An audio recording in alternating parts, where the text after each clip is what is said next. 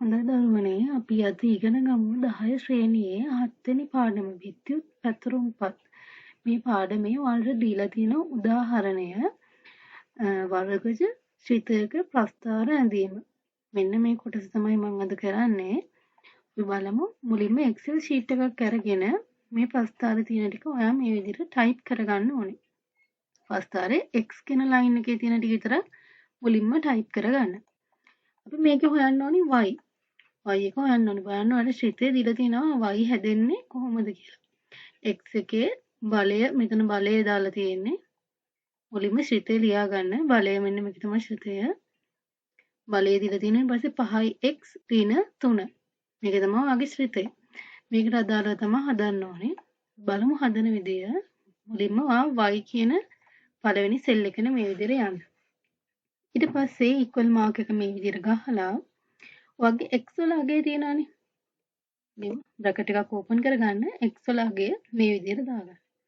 ඊට පස්සේ බලයක් විදිහට දෙක දීලා තිබ්බේ.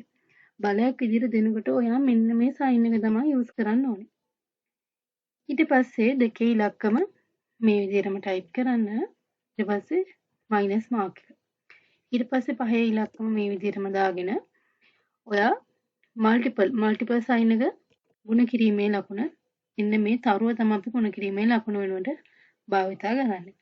ඊට පස්සේ නැවතත් ඔයාගේ x වල මෙන්න මේ අගය ඔය විදිහට දාන්න. ඒකේ ශ්‍රිතය තමයි වැටෙන්නේ. බලන්න සෙල් නේම් එකේ තමයි වැටෙන්නේ B3 කියලා.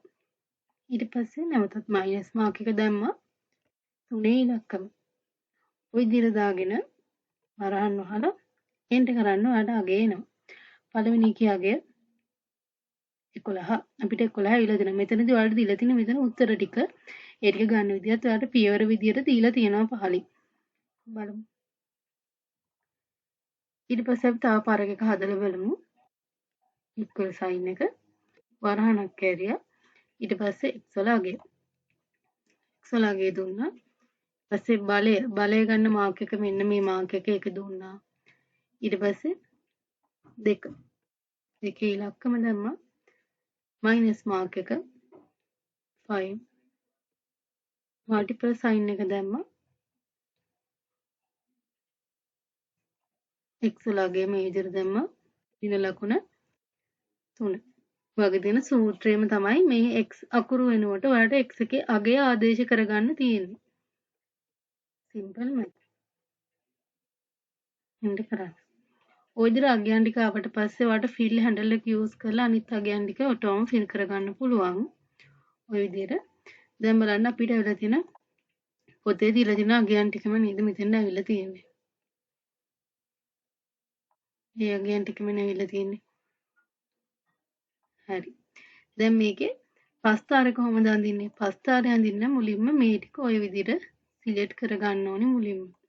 ඊට පස්සේ ඔයාලට මෙතන පේනවනේ අපි ඉන්සර්ට් කියන ටැබ් එකක් තියෙනවා රිබන් එකේ උඩම. ඒකට යන්න.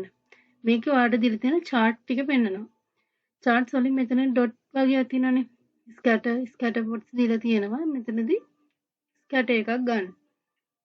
මෙන්න මේ දෙවෙනි එක වගේ ගන්න ඕනේ. මොකද මේකේ තියෙන්නේ තිත් විතරයි. මේකේ lines ටිකක් තියෙනවා යා කරලා. scatter with smooth line. ඔන්න ඔය විදිහට ඔයාලට ඒකට අදාළ ප්‍රස්ථාර ගන්න පුළුවන්. ඔයාගේ ශ්‍රිතයට අදාළව කොහොමද ගන්න කියන එක ඔයාට මෙතනදී symbols වලට කියලා දීලා තියෙනවානේ. පාඩමට අදාළව symbols කොහොමද use කරන්නේ කියලා ඔයාගේ පාඩමේ මුලදීම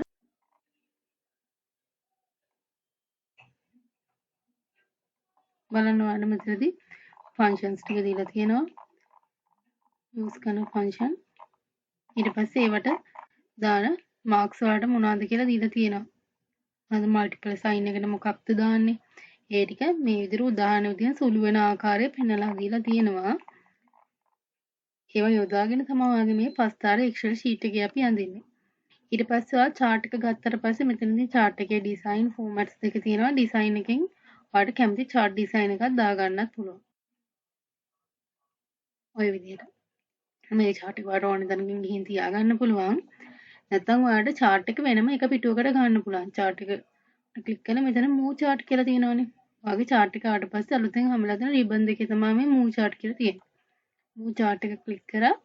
ඔයාට අලුත් sheet එකකට මේක ඕන නම් sheet එක දැම්මා. මේකට name එකක් ඕන නම් ඒ name එකත් ඔයාට දෙන්න පුළුවන්.